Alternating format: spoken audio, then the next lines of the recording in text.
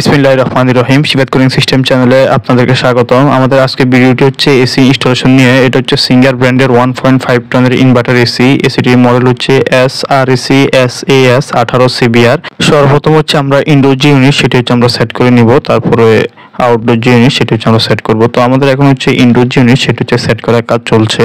এসির indoor unit স্থাপনের ক্ষেত্রে খেয়াল রাখতে হবে যাতে ইনডোর ইউনিটের উপর যথেষ্ট পরিমাণ যাতে খালি জায়গা থাকে, যাতে বাতাস খুব সহজে যাতে ইন হতে পারে। আর দুই পাশেও খালি জায়গা রাখতে হবে যাতে খুব সহজে যাতে পরবর্তীতে কেসিং খুলে যাতে সার্ভিসিং করা যায়। এই বিষয়গুলো হচ্ছে আমরা ইনডোর ইউনিট স্থাপনের ক্ষেত্রে খেয়াল রাখবো। আর ইনডোর ইউনিটের যে বেস ফিটটি সেটি যাতে লেভেল যাতে সঠিক থাকে। ইনডোর ইউনিটের বেস ফিটটি লাগানো হয়ে গেলে তারপর হচ্ছে আমরা ইনডোর জিনিস সেটি সেট করে নেব। ইনডোর ইউনিট সেট করা হয়ে গেলে তারপর হচ্ছে আমরা আউটডোরে কাজ করব। তো আমাদের ইনডোর জিনিস সেটি হচ্ছে সেট করার কাজ শেষ। এই পর্যায়ে হচ্ছে আমরা আউটডোর ইউনিটের ইনস্টলেশনের কাজ করব। এসি স্থাপনের ক্ষেত্রে গুরুত্বপূর্ণ একটি বিষয় হচ্ছে রেফ্রিজারেন্ট ছাড়ার পূর্বে হচ্ছে ইউনিটকে হচ্ছে সঠিকভাবে হচ্ছে ভ্যাকুয়াম করতে হবে।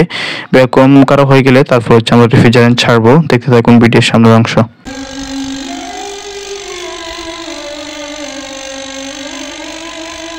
এসিটা ভ্যাকুয়ামের কাজ শেষ এবং রেফ্রিজারেন্টও ছাড়া কাজ শেষ। তো এখন হচ্ছে আমরা এসিটা হচ্ছে চালিয়ে দেখবো এটার যে কুলিং পারফরমেন্স কেমন।